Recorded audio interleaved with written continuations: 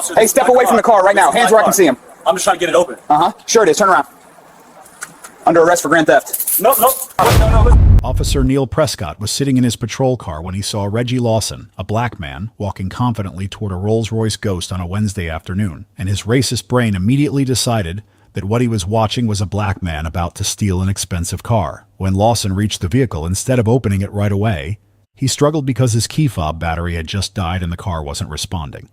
That was when Officer Neil Prescott stormed out of his vehicle with his hand already on his holster and arrested Lawson for attempted grand theft auto on his own car, dismissing Lawson's calm explanation that the vehicle was his and that his key fob battery had simply died. Prescott took Lawson to the station, ignored every request to check inside the car, where the registration and wallet sat proving Lawson owned it, booked him and locked him in a cell. When a fellow officer suggested verifying Lawson's story before it went further, Prescott went to the impound lot himself, opened the Rolls-Royce using police tools, found Lawson's wallet and registration proving ownership, and chose to hide them rather than admit he was wrong.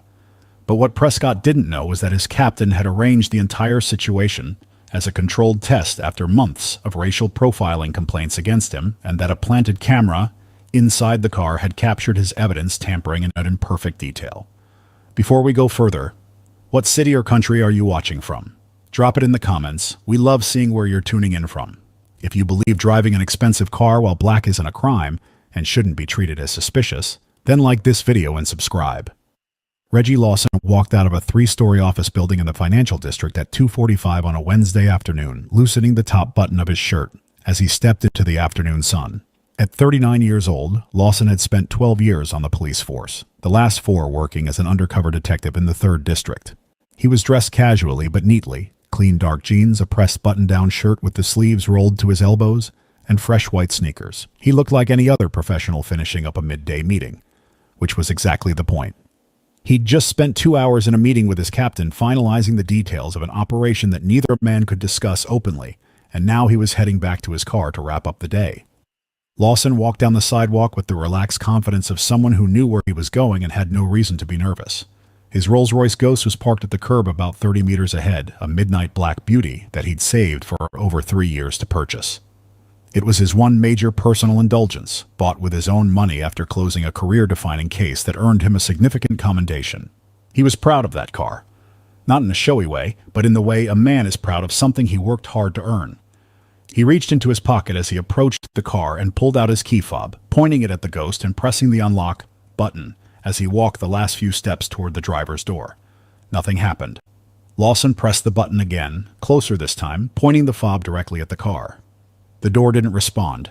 He pressed it a 3rd time and frowned slightly and then looked at the fob in his hand. The battery. It had been acting up for the past week and he'd meant to replace it but kept forgetting. He pressed the button one more time, harder, closer, knowing it sometimes worked if he got close enough. Still nothing. What Lawson didn't know was that 30 meters away, sitting in a patrol car on the opposite side of the street, Officer Neil Prescott had been watching him since he stepped off the curb from the office building. Prescott was a white officer in his mid-40s with 15 years on the force and a history of complaints that his supervisors had consistently failed to act on. He had a square jaw, close-cropped gray hair, and the kind of absolute certainty in his own judgment that comes from spending 15 years never being seriously held accountable for anything. The moment Prescott saw Lawson, a black man walking with purpose toward a Rolls-Royce Ghost, his eyes narrowed. He sat up straighter in his seat, his coffee forgotten in the cup holder beside him.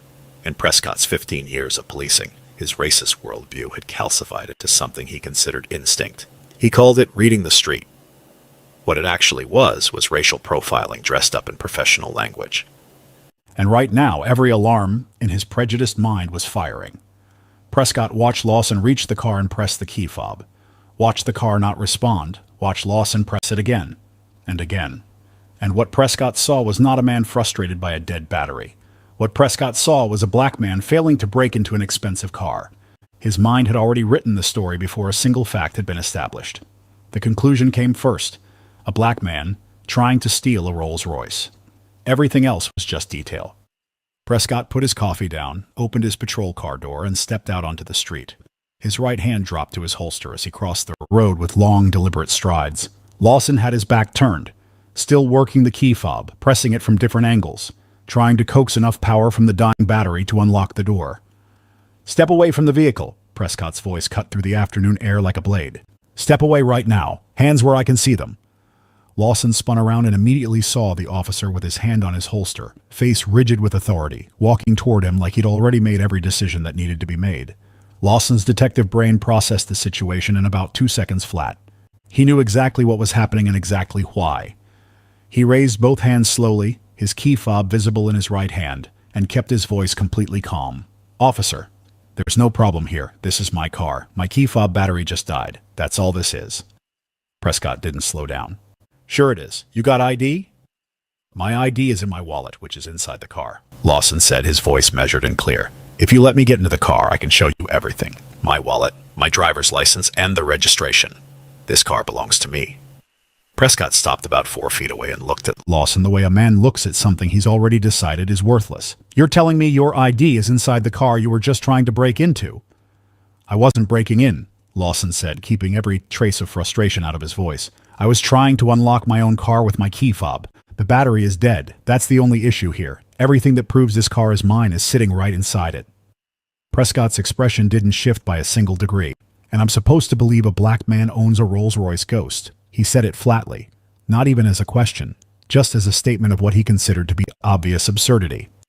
Lawson looked at him steadily. Yes, because I do. And I'm telling you, if you check inside that car, everything you need to confirm that is right there. What I see, Prescott said, moving his hand from his holster to his handcuffs, is a black man who was caught trying to break into an expensive vehicle in front of a police officer. That's attempted grand theft auto. Turn around. Officer, please listen to me, Lawson said, keeping his hands raised. I'm telling you that this car belongs to me. I have proof. It is right inside that vehicle. All you have to do is check. Turn around, Prescott repeated, his voice carrying the finality of someone who has already stopped listening. Lawson took a slow breath and turned around. The handcuffs clicked onto his wrists, tighter than necessary, and Prescott began walking him toward the patrol car, one hand gripping Lawson's arm with more force than the situation remotely called for. I can tell you exactly what's in that car, Lawson said as Prescott put a hand on his head and pushed him into the back seat. My wallet is in the center console. My registration is in the glove compartment. My name is on both of them. This is a mistake. Prescott closed the door without responding and walked back to the Rolls-Royce, looked at it for a moment, then called in the vehicle to be towed to the impound lot before getting back into his patrol car. At the station, Lawson was processed with the same efficiency as any other arrest, fingerprinted, photographed, stripped of his personal belongings, which in this case amounted to his phone, his keys, and the dead key fob. He was taken to a holding cell and the door was locked behind him. Lawson sat on the metal bench and looked at the ceiling. He was a detective. He knew how this worked. He knew that staying calm and consistent was the only way through this. He'd been telling the truth since the moment Prescott approached him, and he would keep telling it until someone listened. For the next hour, nobody listened. Prescott moved through the station with the energy of someone who'd made a good arrest and knew it. He filed his initial report, described the encounter, and logged Lawson as a suspect in attempted grand theft auto. Then a fellow officer named Danny Walsh, who had overheard parts of the story while Prescott was processing Lawson, approached the desk with a careful expression. Walsh was younger than Prescott, mid-30s, and had learned to choose his words carefully when dealing with his senior colleague. Neil, Walsh said, that guy in holding.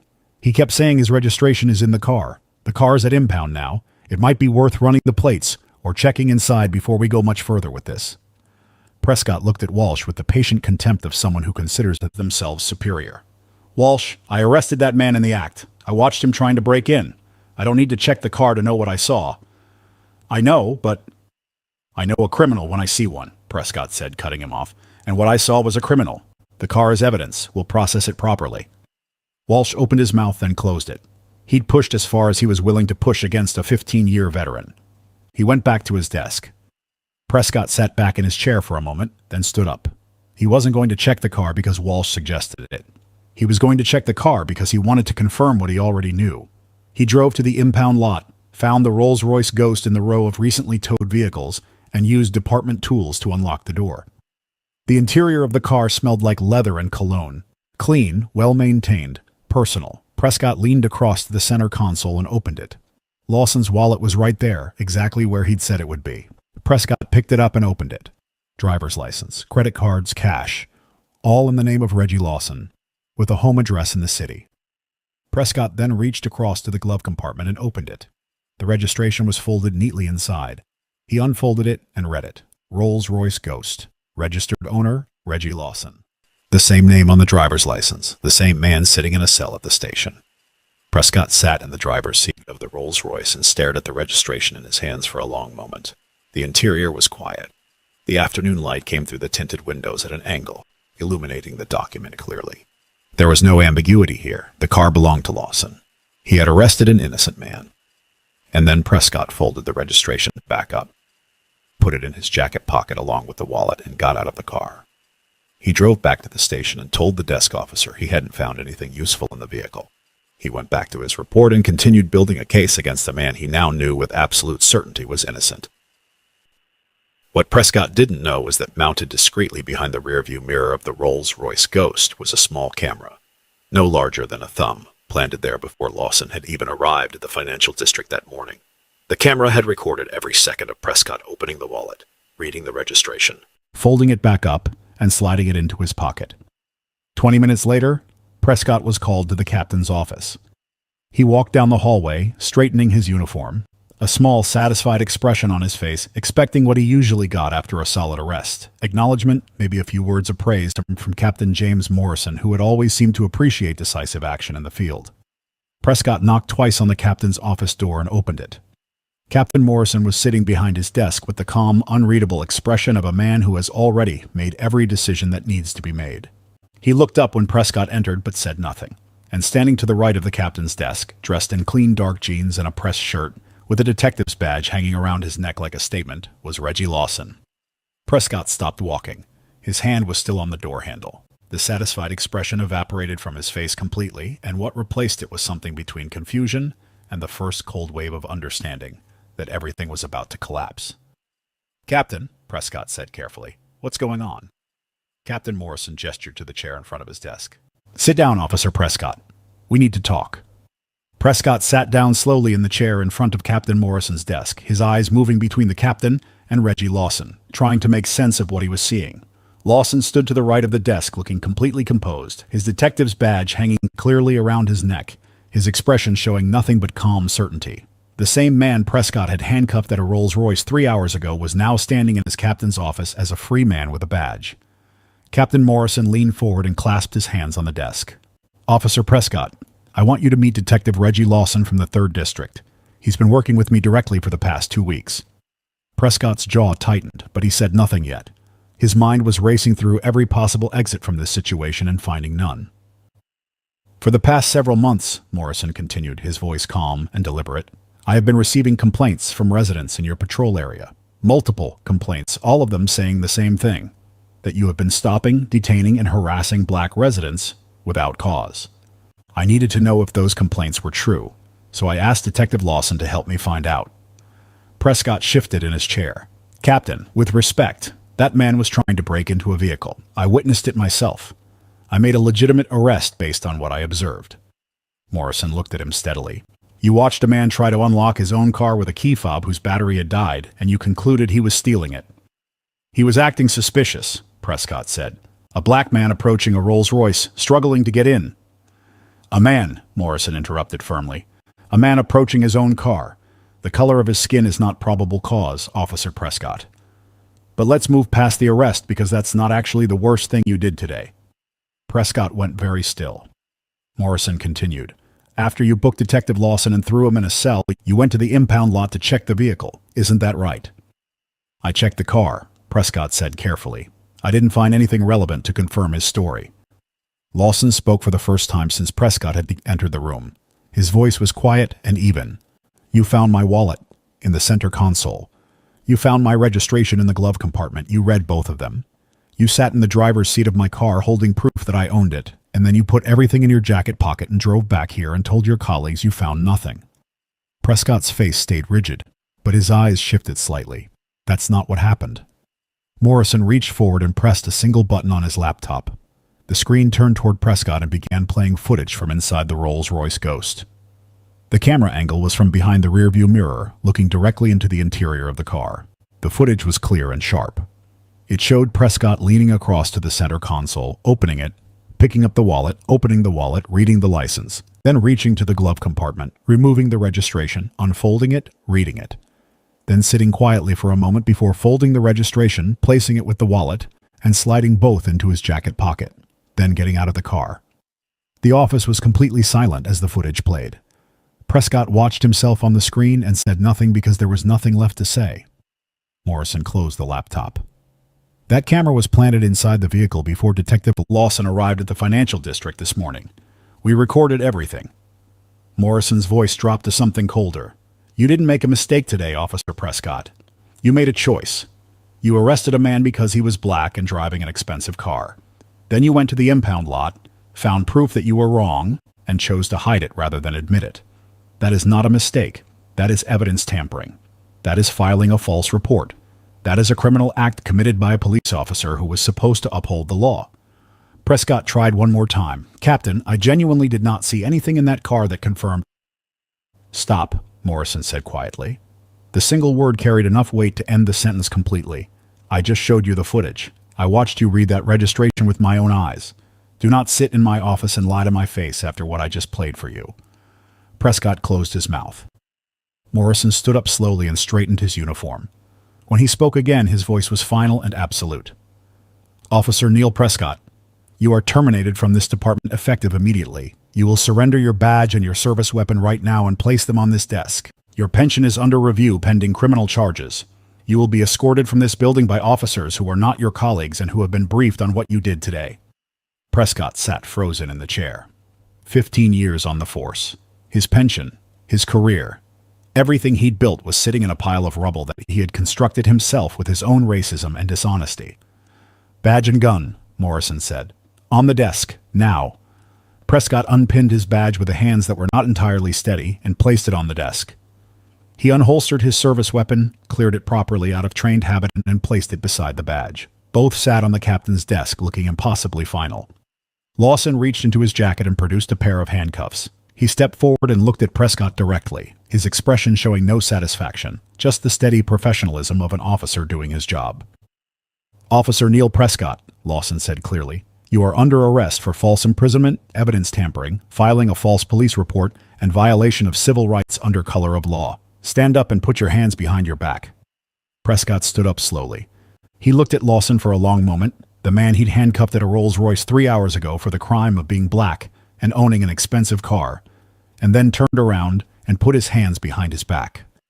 The handcuffs clicked onto his wrists, the same sound he'd made when he arrested Lawson at the curb, the same cold metal, the same click of the lock engaging. Only this time it was Prescott's wrists inside them. Morrison watched from behind his desk without a word as Lawson walked Prescott to the office door and opened it. The hallway outside was quiet, but several officers who had heard that something significant was happening had positioned themselves nearby. They watched in stunned silence as Prescott was walked out of the captain's office in handcuffs by the man he'd arrested that afternoon. Walsh, the junior officer who had suggested checking the car and been shut down by Prescott, stood near the end of the hallway and watched his former colleague being taken into custody. He said nothing, but his expression showed that justice, however delayed by a few hours, had arrived exactly where it needed to. Prescott was processed at the same desk where he had processed Lawson 3 hours earlier. Fingerprinted, photographed, his personal belongings logged and bagged. Then he was walked to a holding cell and the door was locked behind him. The same concrete walls, the same metal bench, the same locked door. The only difference was who was sitting inside and why. The story broke publicly within 24 hours and hit like a wrecking ball. A police officer arrested a black detective for stealing his own Rolls-Royce, went to the impound lot and found proof the car belonged to him, hid the evidence, lied to his captain, and was then arrested himself by the same detective he'd wrongfully jailed. The combination of those facts alone made the story explosive, but what came next made it devastating.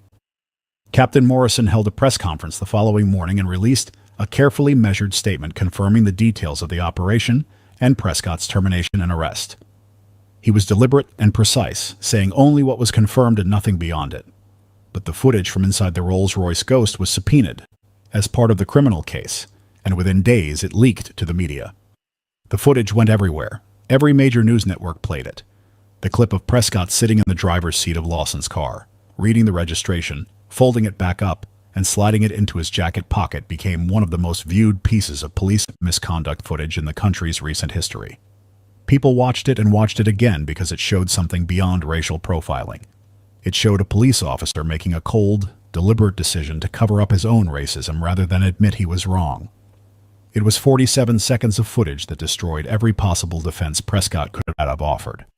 His attorney tried anyway. The defense argued that Prescott had acted in good faith based on what he observed, that the operation was an unfair entrapment setup, and that the footage was being taken out of context. The prosecution responded by playing the footage again, this time frame by frame, showing every moment of Prescott reading the registration clearly and deliberately before pocketing it.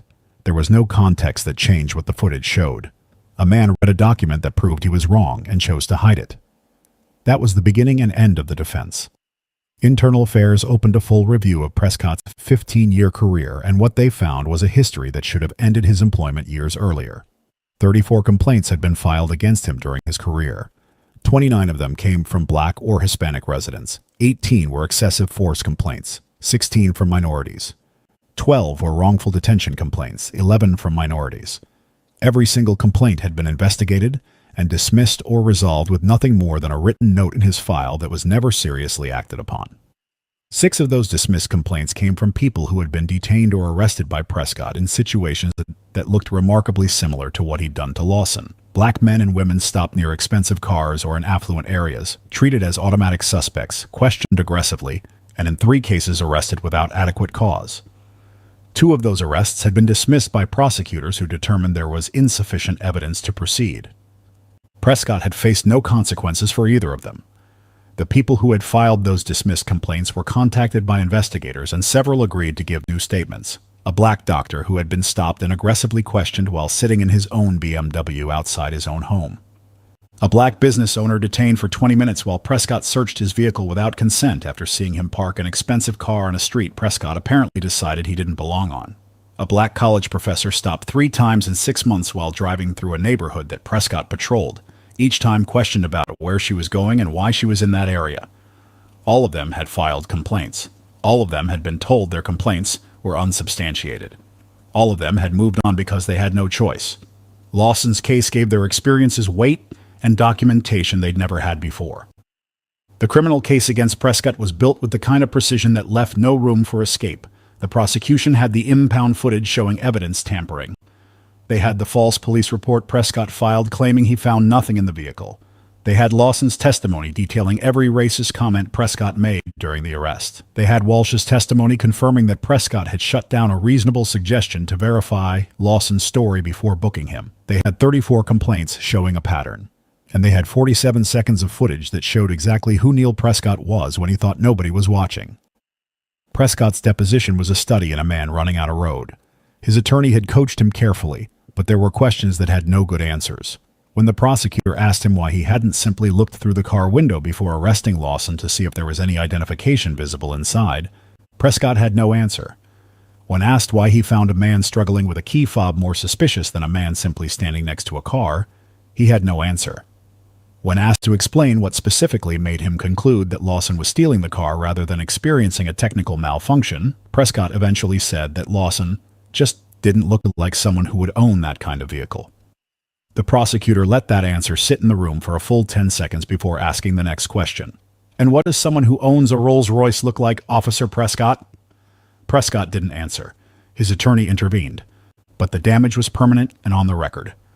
Lawson gave a single press conference outside the 3rd District station where he worked. He stood straight and spoke without notes, his badge visible, his voice carrying the quiet authority of someone who had been through something serious and come out the other side, with their dignity completely intact. Officer Prescott saw me walking toward my own car and decided I was a criminal before I had done a single thing wrong, Lawson said. He arrested me based on the color of my skin and the price of my car. When he went to the impound lot and found proof that he was wrong, he chose to hide it rather than do the right thing.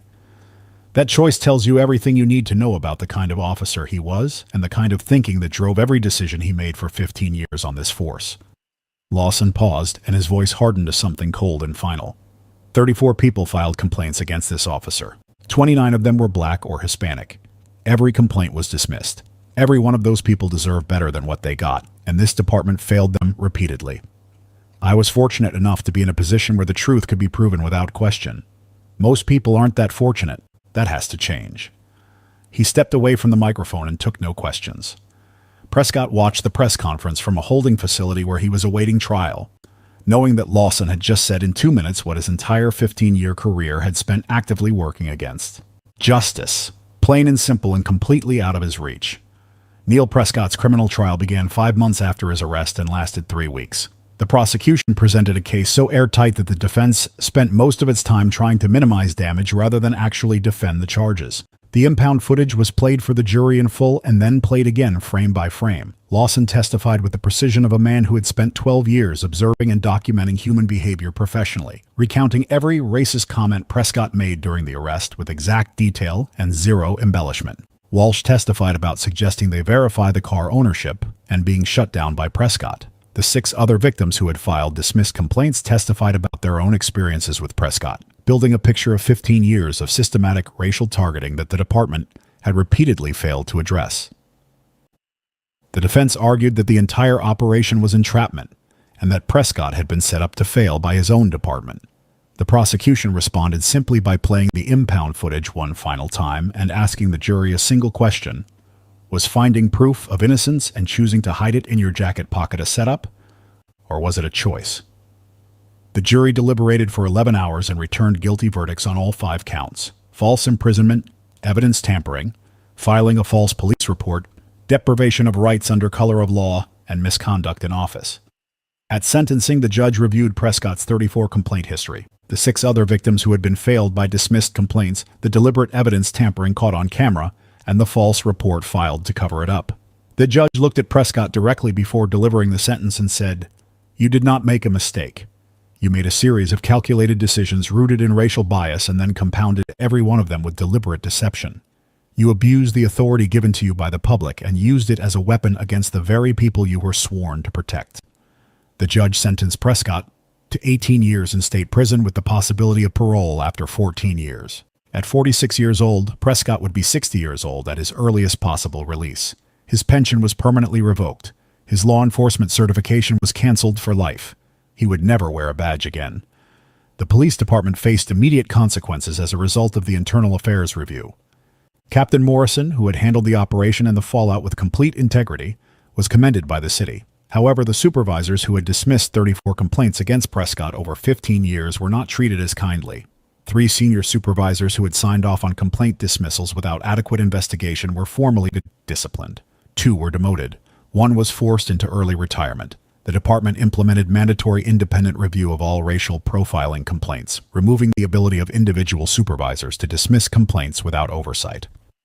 22 other officers identified during the internal affairs review as having disproportionate complaint patterns involving minority residents were placed under enhanced supervision with quarterly reviews. 7 of them resigned rather than face the scrutiny. 4 were eventually terminated after further investigation revealed misconduct similar to Prescott's, though none as severely documented. Officer Danny Walsh, who had tried to stop the wrongful arrest by suggesting they check the car, received a formal commendation for professional conduct and sound judgment. He was promoted to senior officer and later became part of a newly formed community relations unit designed to rebuild trust between the department and the minority communities that had been failed for years. Prescott's wife filed for divorce 3 weeks after his conviction. His 2 adult children released a public statement saying they were deeply ashamed of their father's actions and expressed personal apologies to Lawson and all others affected by Prescott's conduct during his career. His house was sold to cover legal fees. He entered prison with nothing remaining of the life he had spent 15 years building on a foundation of racial bias and unchecked authority. Detective Reggie Lawson returned to active duty at the 3rd District with a formal commendation from the department for his role in the operation and his professionalism throughout the entire ordeal. He was promoted to senior detective within 8 months, the promotion he had already been in line for before the operation. He used a portion of a civil settlement reached with the city, which acknowledged the department's failure to act on prior complaints against Prescott, to establish a legal defense fund for victims of police misconduct who couldn't afford proper representation. The fund helped 41 people in its first 2 years, including several of the individuals who had filed dismissed complaints against Prescott and had never received justice or even acknowledgement that they had been wronged. Lawson worked with civil rights attorneys to reopen 3 of the cases where people had been wrongfully arrested by Prescott, and 2 of those individuals received formal apologies and financial settlements from the city. The impound footage became required viewing in police academies across 3 states, used specifically to train new officers on the difference between honest mistakes made under pressure and deliberate choices made to protect personal pride over professional integrity. The 47 seconds of Prescott reading the registration and pocketing it became a permanent fixture in discussions about how racial bias corrupts judgment at every stage of policing, not just in the initial encounter but in every decision that follows.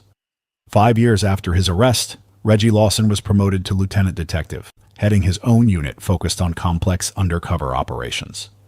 His Rolls-Royce Ghost returned from the impound lot with a full departmental apology, sat in his driveway every morning as a reminder of a Wednesday afternoon when a dead key fob battery and one racist officer's assumptions had set in motion a chain of events that changed an entire police department.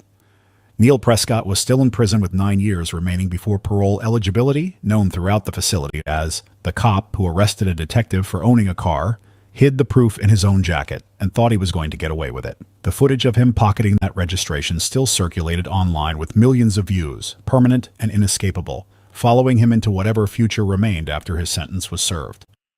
The lesson was unambiguous and brutal. Neil Prescott saw a black man in a Rolls-Royce, and his racism made the introduction for him before a single fact was established. Every decision he made after that was built on that first corrupt assumption, each one worse than the last, until he sat in a captain's office watching himself on camera holding the proof of his own wrongdoing. He had 18 years to think about the moment he chose to fold that registration and slide it into his pocket, instead of doing what every standard of law enforcement demanded. Justice, when it came completely and without mercy. If this story proved to you that racial bias in policing destroys everyone it touches, including the officer who practices it, share it with someone who needs to understand that racism is not just morally wrong, it is professionally fatal and legally catastrophic. What reforms would ensure that 34 complaints are never dismissed without proper investigation again? Drop your answers in the comments. And if you believe that owning an expensive car while black should never be treated as evidence of a crime, subscribe. We are bringing you more stories where accountability arrives exactly where it is needed, and racism costs everything it deserves to cost.